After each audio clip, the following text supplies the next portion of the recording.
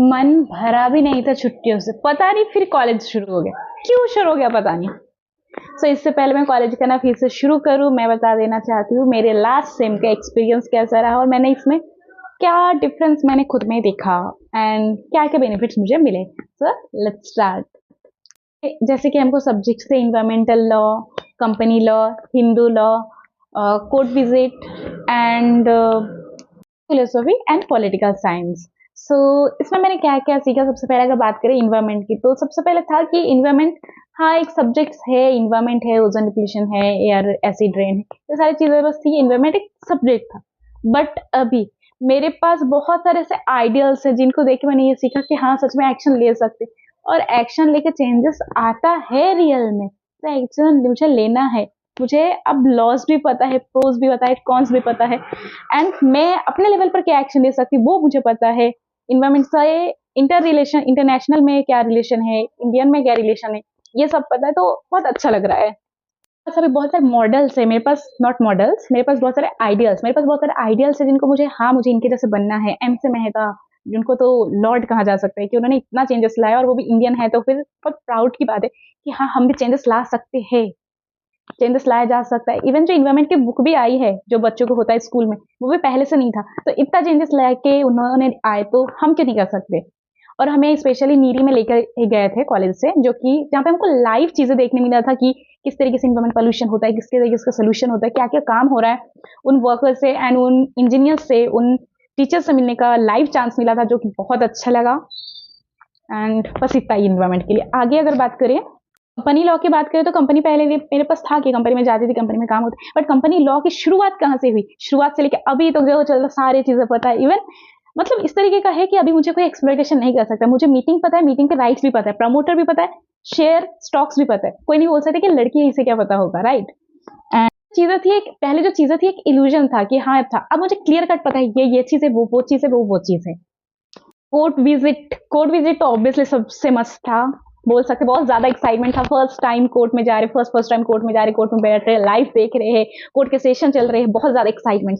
But धीरे धीरे excitements कम भी हुए, लेकिन बहुत ज्यादा मजा भी आया। और सबसे पहले तो पहले ऐसा लग रहा था जैसे हम कैंप में आए हैं, कोई सब घूमने आए हैं कोर्ट में, सब एक साथ जा रहे थे, एक साथ चीजें देख रहे थे, एक साथ चीजें सीख रहे थे, बहुत ज्यादा मजेदार था। अगर आप भी लॉ स्टूडेंट, आपका ये सारे सेशन हो गया है, तो कमेंट में जरूर बताना कि आपका सेशन कैसा था और आपका कैसे एंजॉयमेंट किए थे, राइट। लीगल फिलोसफी, इसे तो किताब से ज्यादा डिबेट टॉपिक बताना चाहिए।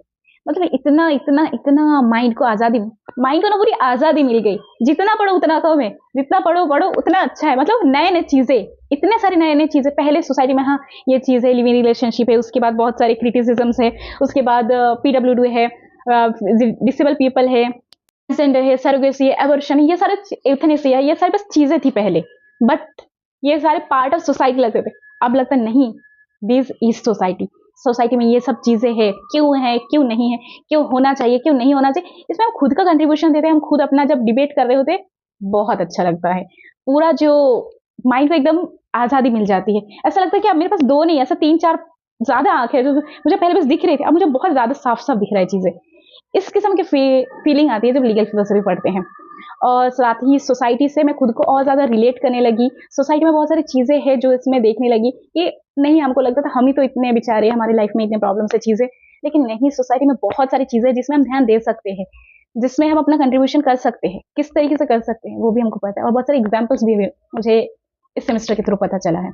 सरोगेसी है, एबॉर्शन है, होना चाहिए नहीं होना चाहिए, ये सारी की नॉलेज अब है, जो कि बहुत अच्छा लगता है। अगर आप ये वीडियो देख रहे हो और आपके लॉ स्टूडेंट्स में कोई नहीं है, आपके फैमिली से कोई अगर पेरेंट्स है या फिर मिडिल एज के, तो आप जरूर से कोशिश कीजिए कि उसको लॉ में लाए, और खासकर लड़कियों को तो लॉ में आना ही चाहिए, क्योंकि लॉ गिव्स यू पावर। चाहे आप कोई भी फील्ड के जाए, कोई भी काम करे, लॉ आपके हमेशा ही काम आएगा।